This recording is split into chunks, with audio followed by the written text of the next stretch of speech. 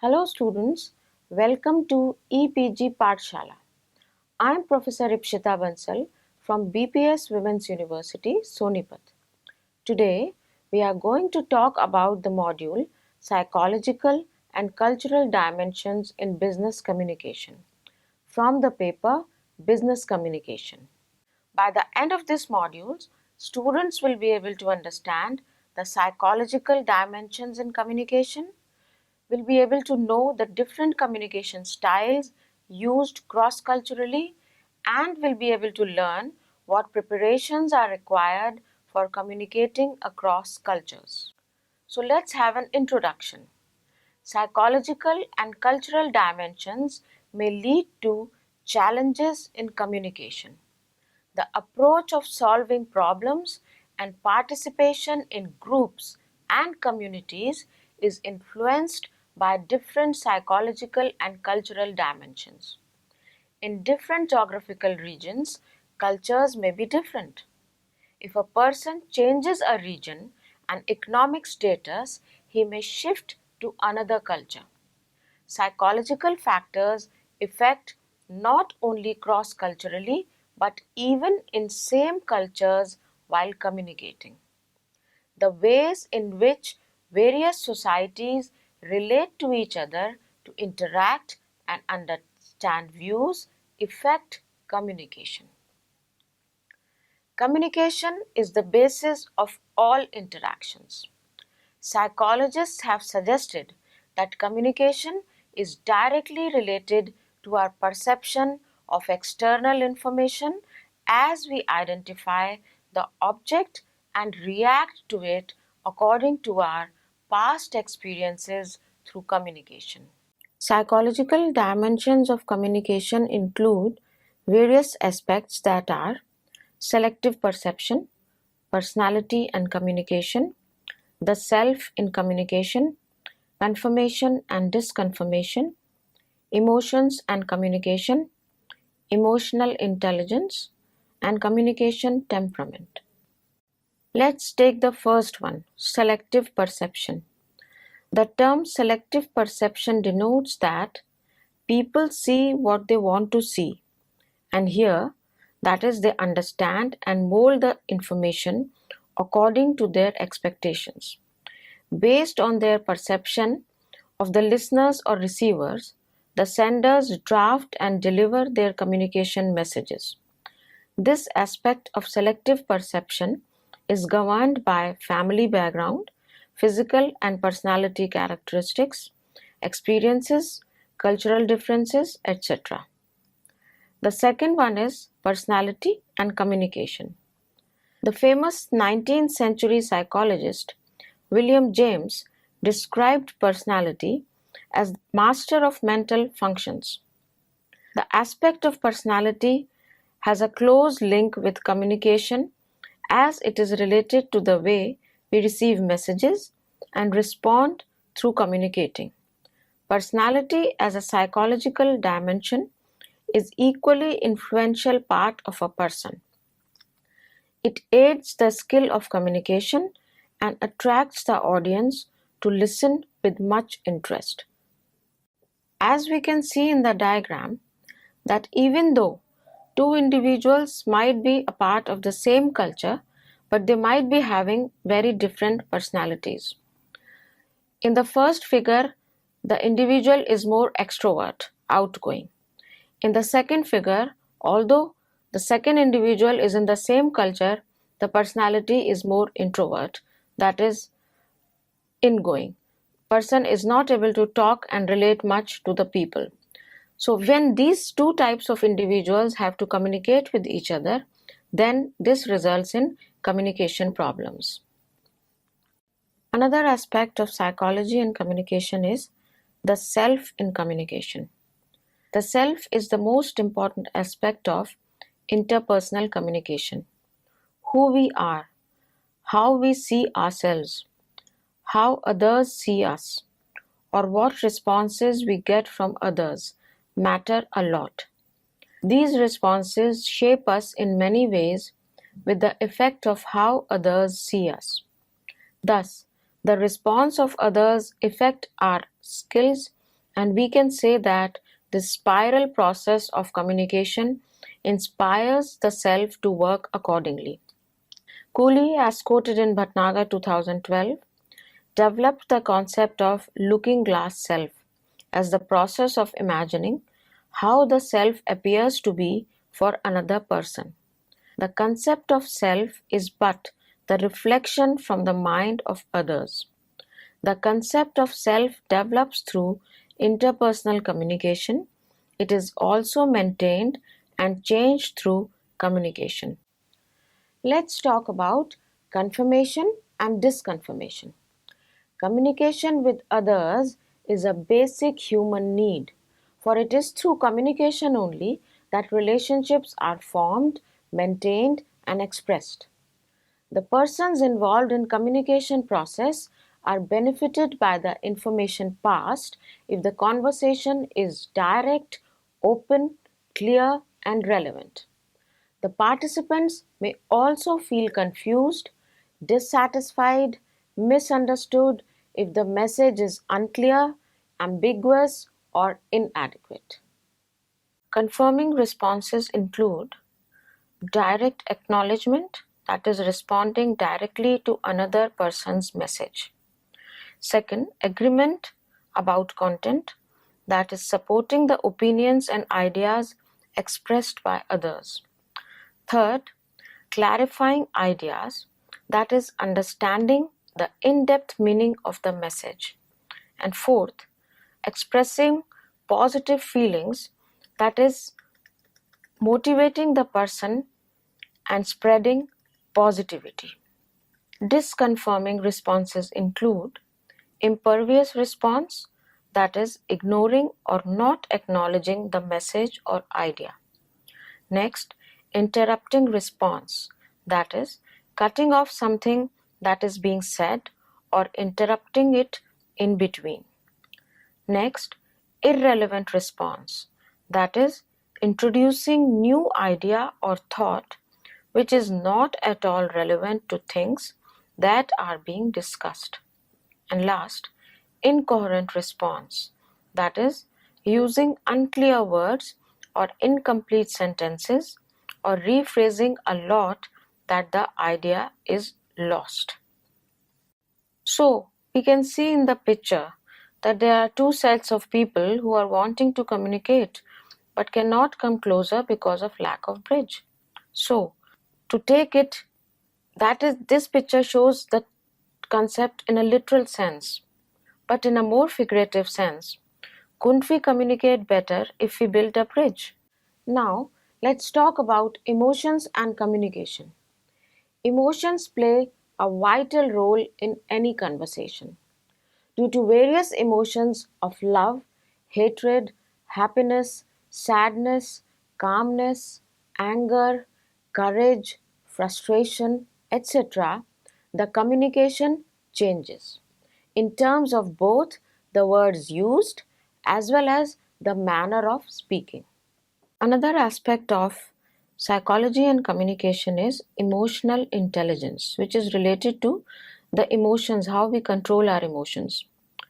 Though the concept of emotional intelligence was proposed long back, this term came into focus after the popular book of Daniel Goleman in 1995, Emotional Intelligence: Why It Matters More Than IQ. In this book, Goleman suggests 5 concepts, that is, self awareness, self regulation, self motivation, empathy, and social skills, which are correlated with each activity of communication. Individuals with high emotional intelligence are higher in empathy, more social, as they have better ability to manage relationships. They use proper words while communicating, and they are emotionally stable along with handling the stress. Thus, individuals with emotional intelligence have stronger interpersonal relationships and more effective communication skills. Let's now talk about communication and temperament. Individuals use certain dispositions while communicating. These temperaments can be argumentativeness and verbal aggressiveness. Argumentativeness is considered the constructive temperament as it involves an individual who attack on the arguments of others while protecting his or her own argument. People with high argumentativeness are known for good decision making, are more competent and dynamic. On the other hand, people with verbal aggressiveness have lower communication and interpersonal skills. They attack on the ideas of others with a wrong motive, and it becomes the cause of psychological hurting. Let's now discuss the theories of psychological communication. We'll take up two most important theories. First, the social exchange theory, and the second, transactional analysis theory. So, students, let's now discuss social exchange theory.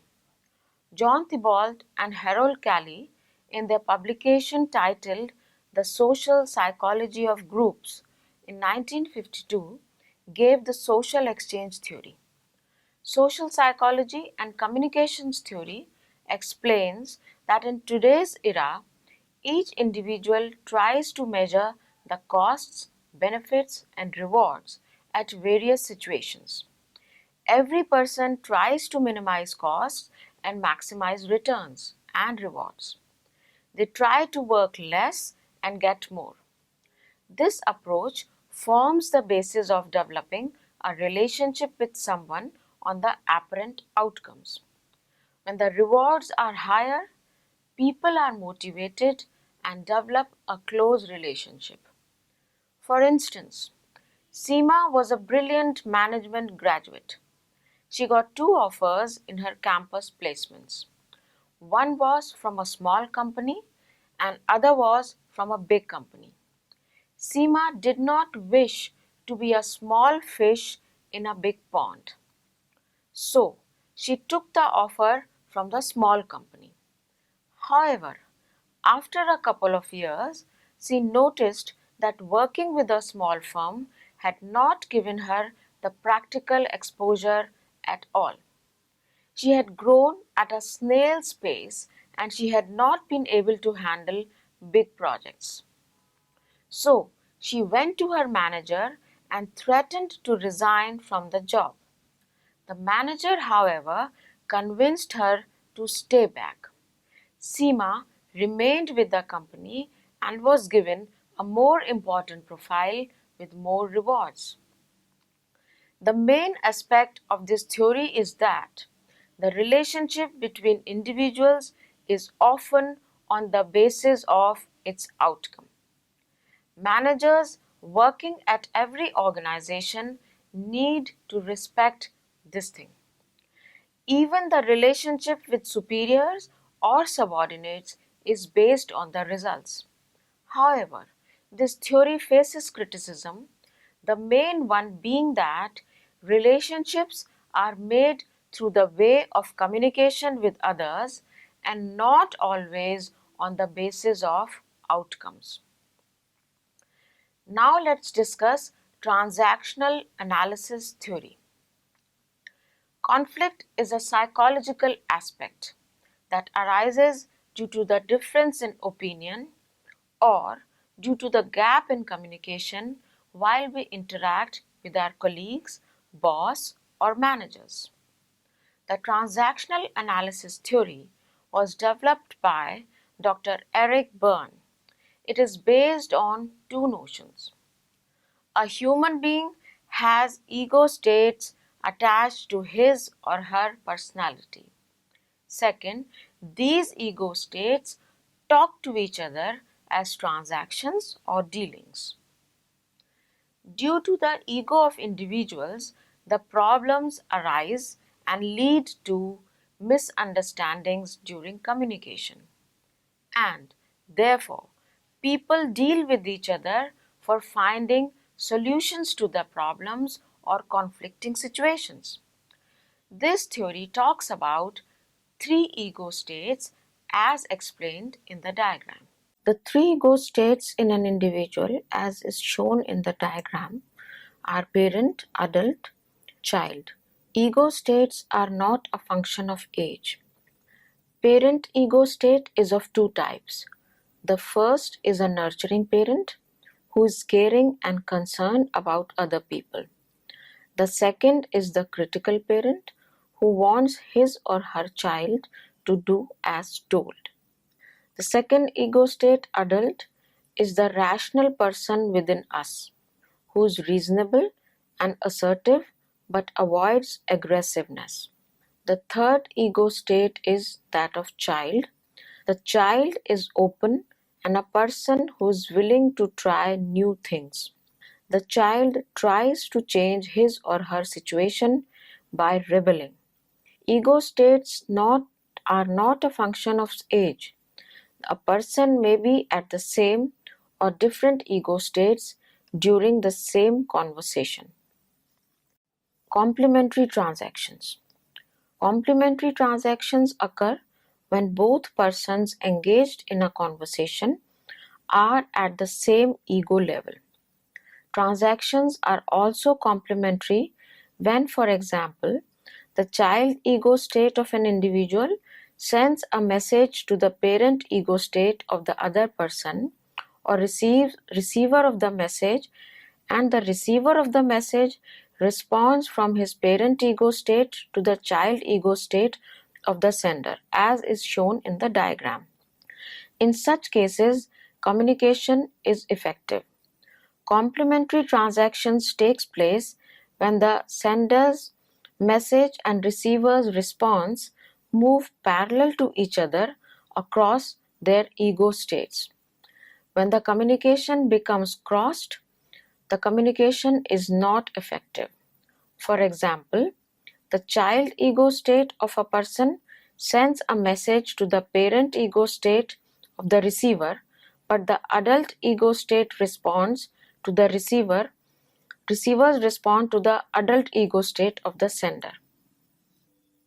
This diagram shows more examples of complementary transactions. As we can see that communication is taking place between parent to child and child to parent, and between adult to adult, etc. Cross transactions. When the communication becomes a cross transaction, the communication is not effective. For example, when the child ego state of a person sends a message to the parent ego state of the receiver, but the adult ego state responds to the receiver's adult ego state, the transaction will be crossed, as we can see in the diagram. So, the communication will not be effective.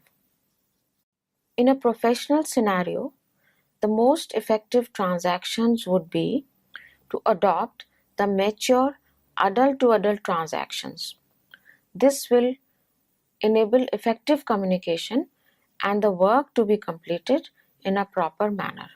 So, for building good relationships at workplace, it is essential for the manager to communicate with the colleagues or subordinates at their level of ego. If the transaction gets crossed, conflict arises. If one wishes to have a rational conversation, it is necessary to move to the adult level conversation. Sometimes it is even required for the manager to change gears according to the situation. If the subordinates comes to him with irrational terms, then he needs to handle it as parent. Or it could be a case where the person in front of him is a child ego state, and though the complementary communication will be in responding from a parent ego state, but in a professional setting, this may not be the most effective way to get the work done. So, one needs to respond from the adult state. Also, what types of transactions are permissible in a professional setting may depend on the culture of the organization or the geographical area.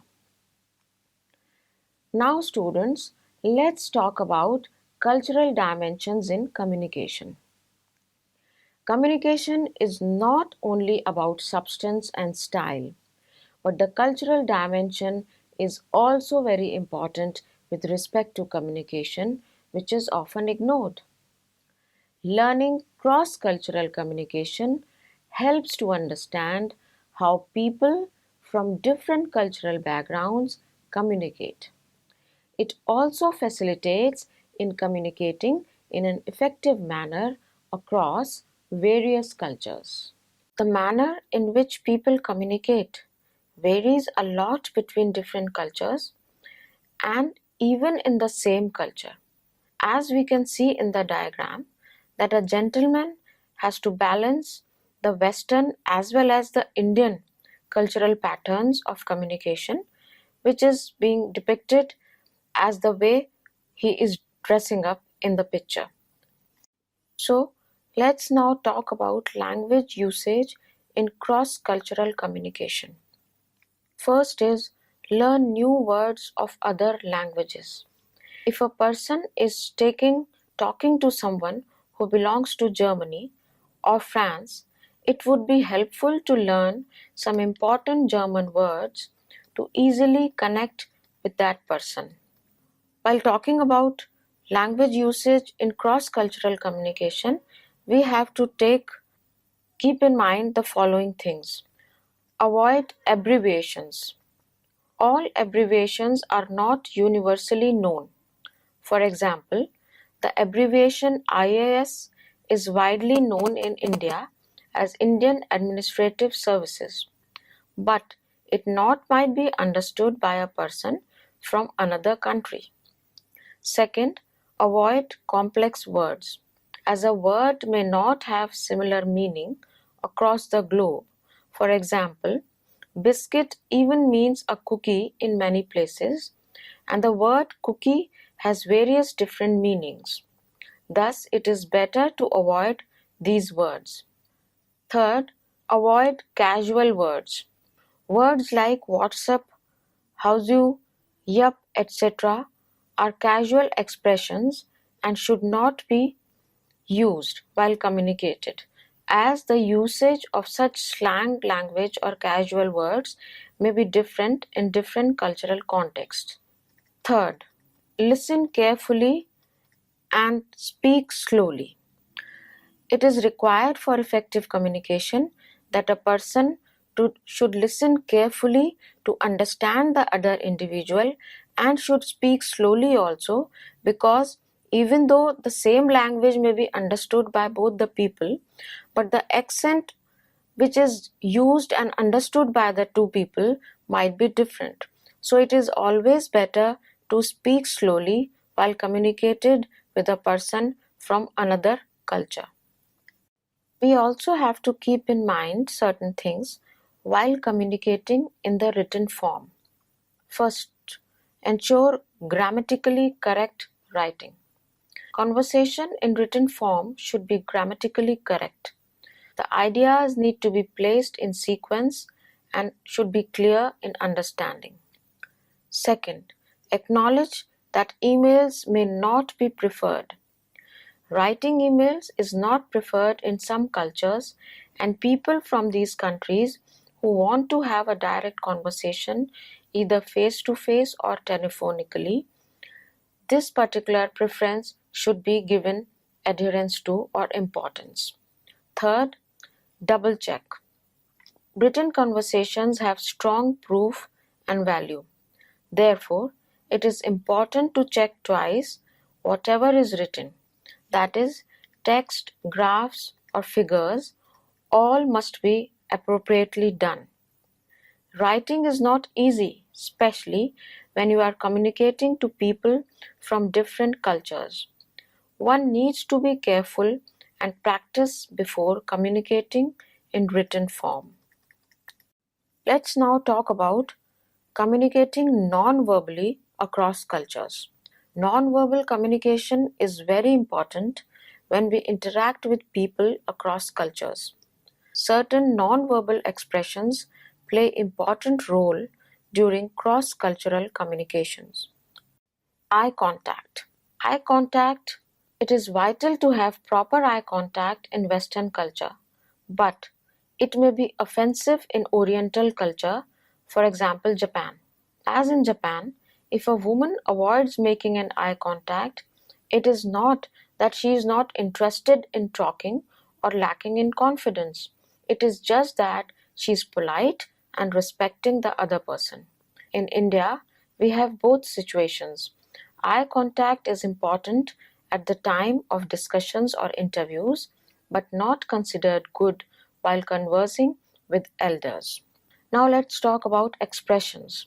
Facial expressions play an important role while communicating across cultures. Smile is an important aspect in expressions.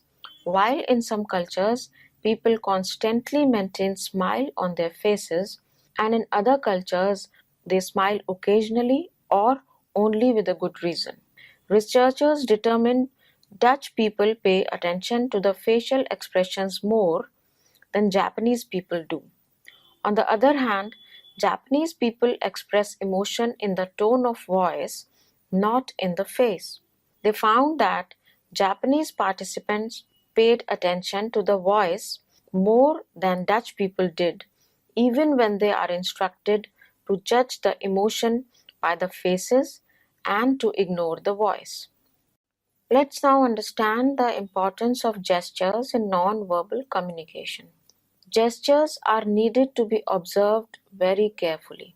For examples, forming a circle with fingers denote a sign of OK, which means all is right in US and UK, but means nothing in France as it just has the additional meaning of zero or worthlessness. In Russia, it means zero, in Japan, it means money, and in Brazil, it is an insult. So, gestures should be used very carefully while we are communicating cross culturally.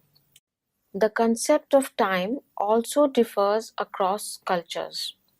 For example, there can be two concepts of time: monochronic concept and polychronic concept. Monochronic concept, it indicates respect for time, focus on work, focus on now, that means present, and examples conforming to monochronic concept of time are US, UK, Germany, and generally the Western countries. Then the concept of polychronic time, here the time is less important. Focus is more on relationships and the focus is on future. Here there is loose concept of time. Examples are China, Africa, Egypt, and parts of Asia. The appropriate dress or attire for all occasions should be considered while communicating cross-culturally, as wearing white in some cultures shows that traditional and peaceful outlook, but in East Asia it is a sign of mourning. In Mexico, formal dressing is important, but in New Zealand, semi-formals are acceptable at workplace. In India, saris are considered as formal, but in Europe, skirt is considered as formal.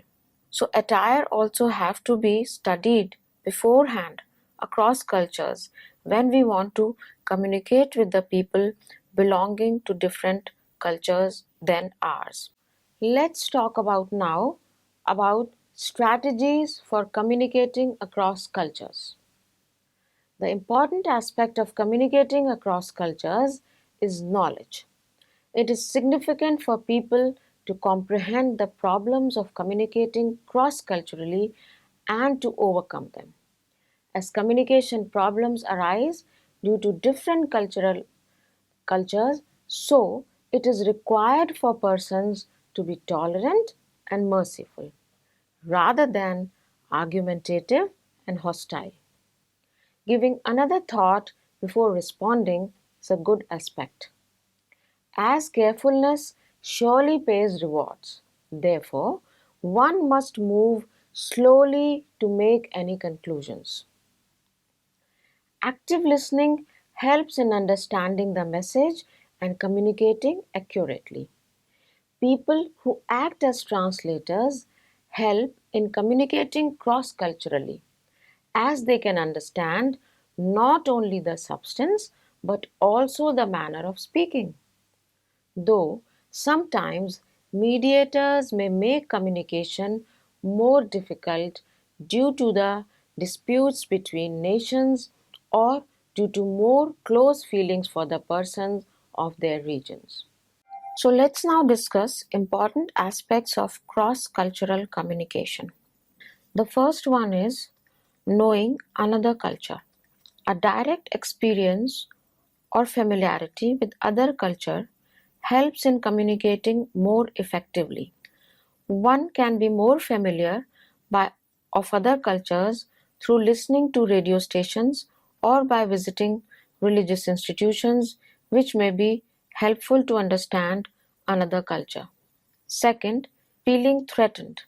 The lack of knowledge and understanding towards other culture make people feel like a stranger and lonely. This creates threat in the mind of being alone. Third, tendency to overlook similarities. Whenever we interact with people of another culture, we first notice the differences rather than similarities. Therefore, people draw the wrong conclusions. The important common identity is of humanity, which is overlooked. Variations within groups. It is not only that people are different in different groups, but we may also see the variations within the group. Every culture may have variety of people. They may be extroverts, introverts, honest, dishonest, hardworking, lazy, etc. Therefore, we must not dwell in our mind on the negative assumptions of other culture. Each culture is a mix of variety of people following their particular customs and rituals. Changing cultures. Cultures are not stagnant, they keep on changing through time to time. Cultures reinforce different styles of communication and interact through different customs and values. One should not stick over by feeling their own culture as superior, as we should learn the best things from every culture. As it is written in Rigveda, let the noble thoughts come to us from all directions. Therefore, individuals who bridge the gap between cultures are the pioneers for making the world as a global family. Hence, to have a better cross cultural communication, one must read about the people and culture before making a deal with them for working with them. Talk to people and ask about their experiences who have already visited different countries with different cultures. Be a patient listener. Observe. Learn how about to speak and what to speak. Get cross culture communication tips from some expert. Now let's talk about how to manage global teams. Today, the world has become a global village, and so businesses have also gone global. People working in some company need to deal with many other people from different cultures, and so sometimes it seems difficult to manage things. The factors affecting the management of global teams are ethnocentrism, motivating people, different time zones, and lack of proximity. The factors affecting the management of global teams are: first, ethnocentrism. It talks about that the culture and values of some countries are superior to another. A person from America may be aggressive, but an Indian may not be. Deadlines may be considered very important in some countries, but may not be in other countries. Thus, this works as a huge barrier. Second, motivation factor. Difficulty seems in motivating different people, as people from Japan would be motivated by non-monetary rewards, but people from America may be motivated by monetary rewards only. and Indians may be motivated with the combinations of these two and even by healthy working environment. This may not be true in all the aspects or in every situations, but if people perceive the culture of the other nations in this manner, then it might result in faulty communication. Differing time zones. The time zone varies from country to country, and so the organizations going globally need to adjust according to the different time zones. This sometimes leads to frustration for people as they need to stay back till late at night or need to arrive too early in the morning so that their shifts may coincide with the working hours of another country. Then lack of proximity. As a team member of a single project are scattered, it is difficult for them to meet and discuss things face to face due to budget constraints. At that time, it becomes challenging to keep people motivated to work. But the regular interaction over video conferences can overcome this problem. Managing global teams and working in global teams is quite similar to work in home country teams. There is bit complexity in it, but things even become smooth if we understand basic requirements before working cross-culturally. Working cross-culturally makes the world a single entity. It minimizes differences and strengthens the relationships. Let's now talk about preparations and tips for effective cross-cultural communication. The first thing to take consideration of is learning the starting and ending of conversation. It is vital to be aware of whom, how, and when to address, as some ways of beginning and concluding the conversations seem rude and even disrespectful in certain situations. Therefore, before communicating cross-culturally, one must learn the modes of salutation according to age or social standing and even the acceptable ways to conclude gracefully in a particular culture. Second, interruptions. Interrupting someone during conversation in some cultures is considered the faulty conversational style, as many people from America and North Europe may mistakenly consider this kind of conversation for being argumentative, aggressive, and unfriendly. Silence. Use of silence in some forms of communication is necessary as it is a symbol of thoughtfulness and keeping the statement or views. But in West, 20 seconds of silence during the professional conversation is considered too long and may be perceived as hostility. Next is length of conversation. It is again vital to know how much to say, as at some places wrapping the conversation in few sentences is appreciated, and somewhere it is necessary to explain it in detail. The subject or the topic of conversation and the social or public area influence that how long a speech is appropriate. In monochronic time cultures, as in US and Europe, the workplace conversations are precise and to the point, whereas in polychronic time cultures, the conversations are longer and relaxed. Next aspect to be considered is slow speech. Even when English is the common language in a cross-cultural situation, this does not mean that we should speak at normal speed.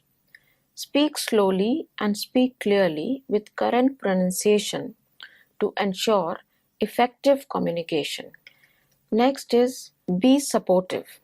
Effective cross-cultural communication is in essence about being comfortable. Giving encouragement to those with weak foreign language skills gives them confidence and support and help build trust in both the parties. Next is repeat and verify.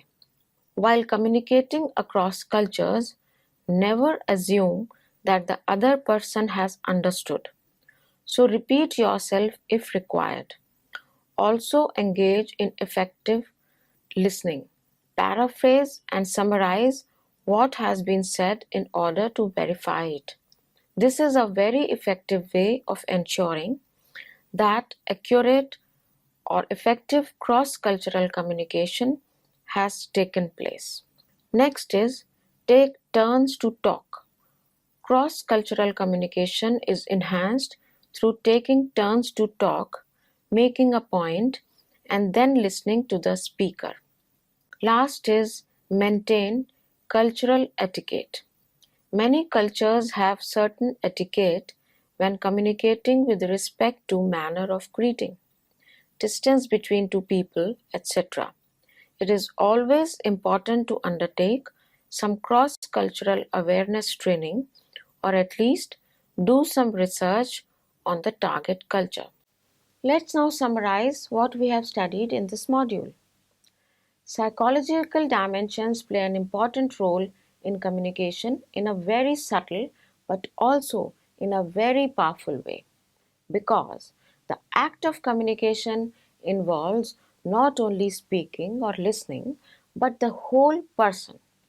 The personality, beliefs, motives, emotions, and attitudes are also involved in the process of communication. In the same way, the cultural dimension also is vital in communication, as it establishes and understands how people from different cultural cultures communicate and what are the different points to remember while communicating cross-culturally, as a similar act can have a different meaning while communicating across cultures. So, for effective communication with people of different cultures, psychological as well as cultural dimensions should be kept in mind. Thank you.